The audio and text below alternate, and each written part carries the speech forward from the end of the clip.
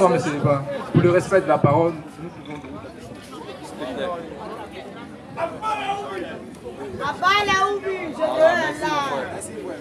Merci d'abord.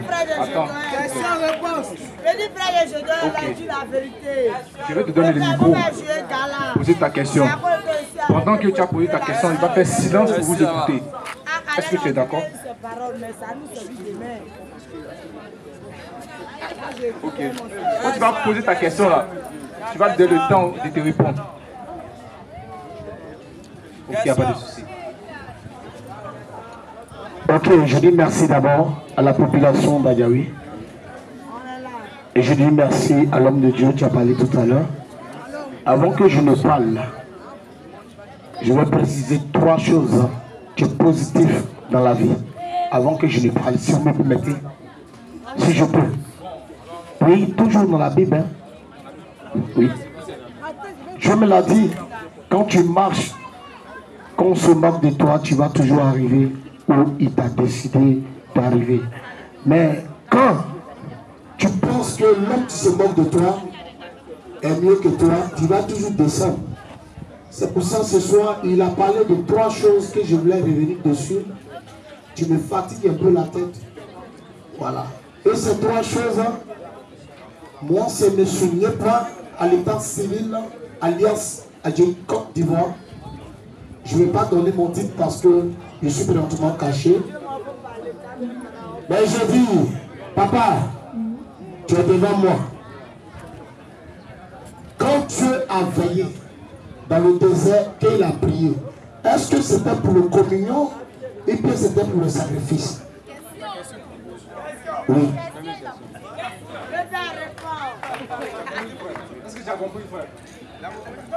Quand Dieu a veillé dans le désert, quand Dieu a veillé dans le désert et qu'il a prié, bon, moi dans le désert, Jésus, il a gêné. Il n'a pas veillé dans le désert. Il n'a pas veillé. Il n'y a pas lu dans l'écriture où c'est écrit qu'il a veillé dans le désert. On dit que c'était après son jeûne de 40 jours qu'il a eu faim. Et Satan l'a tenté là-bas. Est-ce qu'il a veillé? Il n'a pas veillé. On n'a pas vu là-bas aussi, là-bas, ou dans le désert, là-bas, il a prié. C'est Satan qui allait le tenter. Satan dit, il est écrit. Jésus aussi a dit, il est aussi écrit. Si tu veux, on va te lire ça. Donc, Question-réponse. Merci, le petit. donc voici ce que je peux te dire. Dieu n'a pas gêné. Dieu n'a pas veillé plus tôt. Quelqu'un veille, il a fait là-bas. N'a pas fait veiller là-bas. Il a gêné 40 jours. Donc c'est jeune, c'est pas veillé. Merci, Donc ta deuxième question.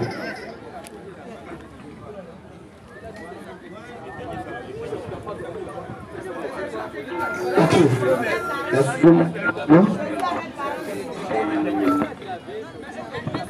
Allô?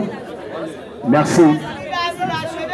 Si vous me permettez, excusez-moi, je ne suis pas un intellectuel, mais je suis sage en matière de la parole. Ce que j'aimerais demander, j'ai demandé. Mais la réponse n'est pas venue au temps. Mais je vais lui demander une chose. Il a déjà dit à mon confrère, tu viens de quitter ici, que quand tu pries, il faut prier dans la sagesse et dans l'amour de Dieu. Il a déjà dit à mon confrère, tu viens de quitter ici, tout se passe dans la nuit. J'ai déjà demandé, quand Dieu a eu son moment de jeûne, il a veillé pour le communion ou bien pour les sacrifications. Il a dit, non, Dieu n'a pas veillé. Mais les 40 jours là, c'était pour la journée seulement.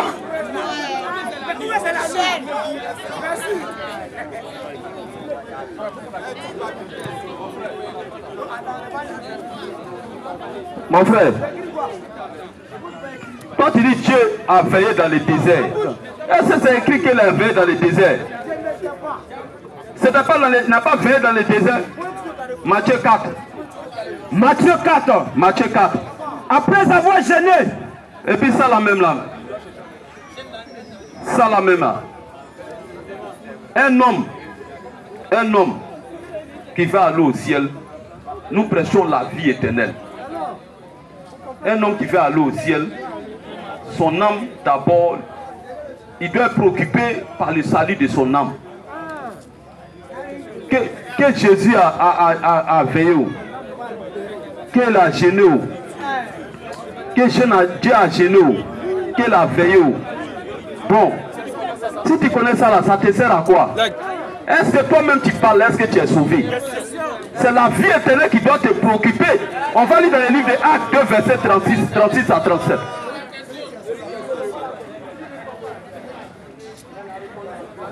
J'ai déjà répondu.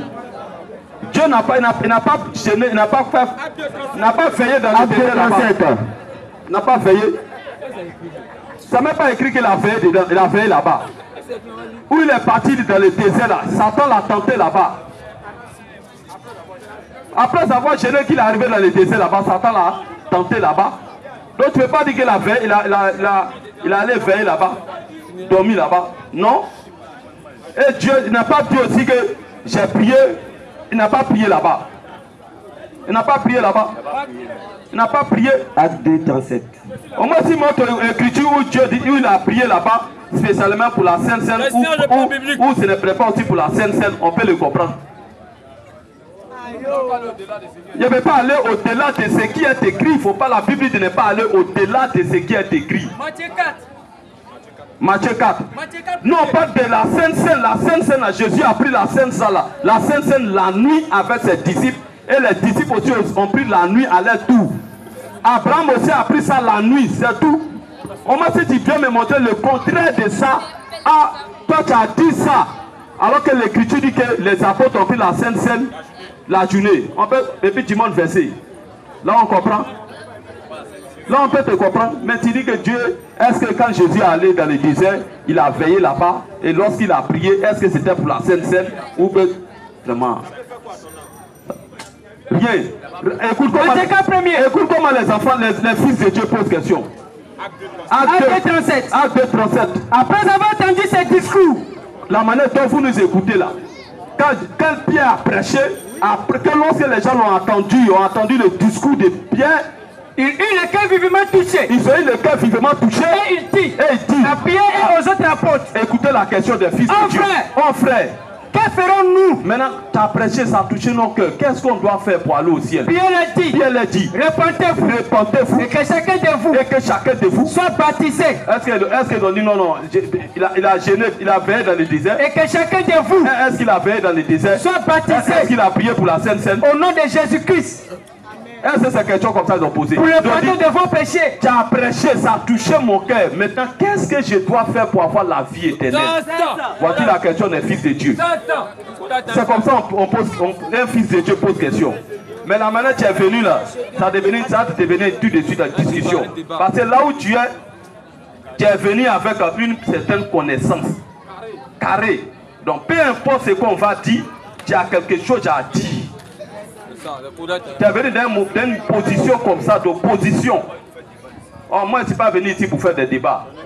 Non. Je ne suis pas venu faire des débats. Donc, s'il y a une question claire, il faut poser. Concernant mon âme, qu'est-ce que je dois faire pour être sauvé? Vous avez parlé que catholiques, Assemblée de Dieu, christianisme céleste, baptistes, témoins de Jéhovah ne sont pas les églises de Jésus-Christ. Jésus ne les reconnaît pas.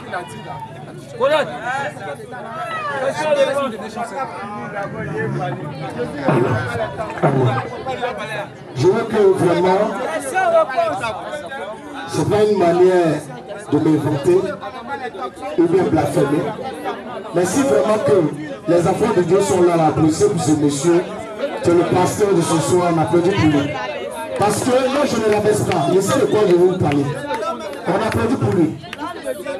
L'homme de Dieu, les papas, je posais une question que vous-même vous avez demandé que je pose. Je ne suis pas venu dans une position pour lui, et bien un débat politique. Mais je suis venu étant un enfant de Dieu vers vous. Je vais vous demander une chose encore.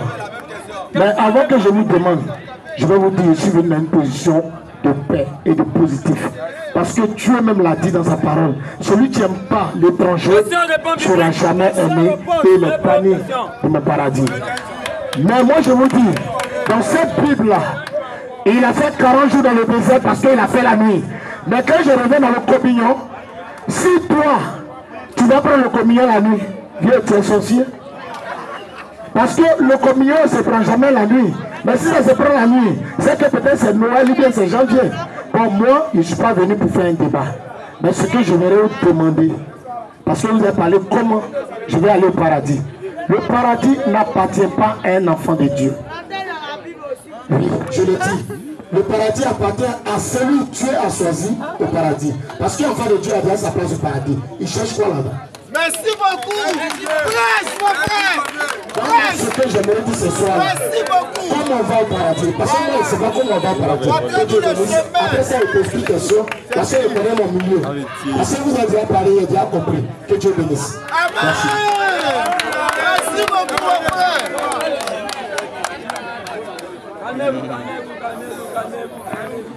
Ok. Frère, on ne va pas insister sur les choses. Hein, on ne va pas insister sur les choses. Nous sommes ici pour présenter Jésus-Christ. Nous sommes ici pour prêcher la vie éternelle. Or, la vie éternelle, voici ce que l'Écriture dit dans Acte 2, verset 37 qu'on a lu ici. Je te présente ça. Acte 2, 37. Allons-y, frère. Après avoir entendu ce discours, tu m'as écouté. Voici ce que le conseil que les apôtres la donnent ici. Après avoir entendu ce discours-là, il dit le cœur vivement touché. Est-ce que d'abord tu as été touché? Et il dit à Pierre, si vraiment tu as été touché, voici ce que l'Écriture dit. Et aux autres apôtres. Et aux autres apôtres. En frère. En frère. Que ferons-nous? Qu'est-ce qu'on doit faire? Pierre a dit, voici la solution. Et la formule. Voici la formule qu'il donne ici. Répentez-vous. Répentez-vous. Et que chacun de vous. Donc tu dois faire demi-tour de ta position. Là où tu as été parti, fais demi-tour. C'est ça la repentance. Je marchais pour aller dans une direction qui me conduisait à l'enfer. Donc j'attends le bon pas de repentance, c'est-à-dire je fais demi-tour. C'est un demi-tour. Et je vais maintenant vers la lumière, vers la parole. C'est ça la repentance. Alors repentez-vous de vos mauvaises voies, votre manière de vivre. Repentez-vous. Sortez de tous ces milieux et revenez à Christ. C'est ce que l'Écriture dit. Repentez-vous. Repentez-vous. Alors dit frère. Et que chacun de vous. Et que chacun de vous soit baptisé. Soit baptisé au nom de Jésus-Christ. Si tu veux avoir la vie éternelle, répands-toi. Répands-toi. Si tu veux avoir la vie éternelle, répands-toi. Viens à la repentance. Et c'est le moment de nous rejoindre. Et après ton baptême, on va t'enseigner la parole. Pour enfermer ta foi. Comment marcher avec Christ. Donc réponds-toi. Donc voici la formule. Allons-y frère. Allons-y. Repentez-vous. Repentez-vous. Et que chacun de vous. Et que chacun de vous soit baptisé. Soit baptisé au nom de Jésus-Christ. Au nom de Jésus-Christ. Pour le pardon. Tu vois, il dit pour que tes péchés te soient pardonnés. De vos péchés. Réponds-toi. Et vous recevez le don de Saint-Esprit. Au nom de Jésus-Christ pour le pardon de tes péchés. Donc si tu veux que tes péchés te soient pardonnés ce soir, réponds-toi et fais-toi baptiser au nom de Jésus-Christ pour le pardon de tes péchés. Et le ciel sera ouvert pour toi. Allons-y frère. Marc 16, 15. Allons-y frère, dis quelque chose encore. Oui, il a dit.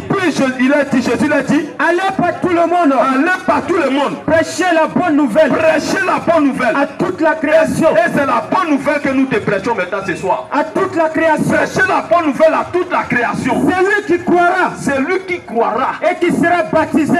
Et qui sera baptisé. Sera sauvé. Sera sauvé. Mais celui qui ne croira pas. Celui qui ne va pas croire. Sera condamné. Tu vois? Vous pensez que c'est au dernier jugement Dieu va réunir les gens pour dire que toi tu as volé, va à l'enfer. C'est quoi ça? Tu as menti, va à l'enfer. C'est quoi ça? Tu as commis prostitution, va à l'enfer. C'est quoi ça? Le jugement se passe comme ça. C'est ça, correct. Le jugement se passe. C'est ça. Personne n'ira devant Dieu pour avoir raison. Jamais. Personne. Le jugement se passe comme ça. C'est ça, frère. Dès que l'évangile est prêché, entendu, tu as donné Dieu, tu es parti, tu es condamné. C'est ça, correct. Dès que tu acceptes tout de suite la nuit là même, oui, si tu rends l'âme, tu es sauvé. Direct. Tu refuses ça, de suite tu vas à la maison, tu rends l'âme, tu te souviendras de moi. Mais ça sera trop tard. Le brigand à la croix, est-ce qu'il a attendu demain? Il a dit à Jésus, il a dit à Jésus, souviens-toi de moi. C'est ça, frère. Tu reviendras dans ton règne. C'est un brigand. La croix. Il dit à Jésus, souviens-toi de moi. Quand tu reviendras dans ton règne. C'est ça. Il lui a dit que Jésus va revenir. Question. Lui, il était sur la tête, piquait un couteau aux gens. Oui, c'est ça. Il cassait la maison, il braquait les gens. Et puis à la croix, il dit Jésus, le gars s'est souvenu. Il va revenir. Qui lui a dit que Jésus va revenir? Question. C'est Dieu qui l'a révélé ça depuis la croix. C'est ça, frère. Jésus a dit, oh, chose lui-même. Il n'a pas dit demain. C'est ça, frère. Oh, chose lui-même. C'est ça. Il sera avec moi dans les paradis. Amen. Le brigand, il a été le premier à rentrer au ciel. C'est ça, frère. L'Abraham, les Isaac, tout ça, ils étaient détenus au séjour des morts. C'est ça. Jésus est descendu là-bas, a pris les clés, il a ouvert, il les fait sortir. Pendant ce temps, les brigands étaient déjà là-bas. Le premier brigand qui a dévancé les gens au ciel. Il était dansé là-bas. Donc aujourd'hui, tu crois ça. Tu es sauvé maintenant même. Le Dieu vivant. Maintenant même, si tu crois, tu es sauvé. Tu rejettes, tu es condamné. Tous ceux qui m'écoutent actuellement, si vous rejetez Jésus-Christ, c'est lui-même. Il ne faut pas rendre l'âme. C'est ça, frère. Il ne faut même pas mourir cette nuit. Tu meurs. Tu vas me voir comme ça. Vous pensez qu'au dernier jugement, au dernier jugement, vas-y. C'est pas Dieu qui sera là-bas. Jamais. Dieu sera là, mais c'est nous, on va juger le monde. C'est ça, frère, c'est écrit. Avec que je vous prêche, oui, c'est un jugement. C'est ça, frère. Au dernier jugement, c'est moi qui va me présenter. C'est ça. Tu m'as écouté à Tchaoui, non? Tu faisais quoi? Tu t'as cru dans ton coupé décalé. Tu t'es joué les dangereux. C'est ça, frère. Fais l'enfer là-bas. Posséder. Il jette dans l'enfer. Posséder. Question biblique. Donc, mon frère, voici ce que je peux te dire. S'il y a une question, on va prendre la question. Tu as dit la dernière question. Qu'est-ce que tu dis? Ok, merci. Parce que il m'a donné deux questions. Et chers parents, je vous dis merci. Avant que je me retire en paix et dans la joie. D'abord, allez au paradis, vous êtes décortiqués. Je vous aime. Nous t'aimons aussi. Voilà. Mais ce que j'aimerais demander dans l'église là, est-ce que dans l'église là, Papa Toya, tu es dans l'église là, qu'est-ce qui se passe là-bas? Parce que je suis arrivé, même chrétien qui a porté le chapeau du Houbi, et quand il y a 5 enfants, il y a une fois, il y a plein de questions, mais il ne peut pas répondre. Je vous dis merci, c'est pas Dieu qu'on y va, je vous aime.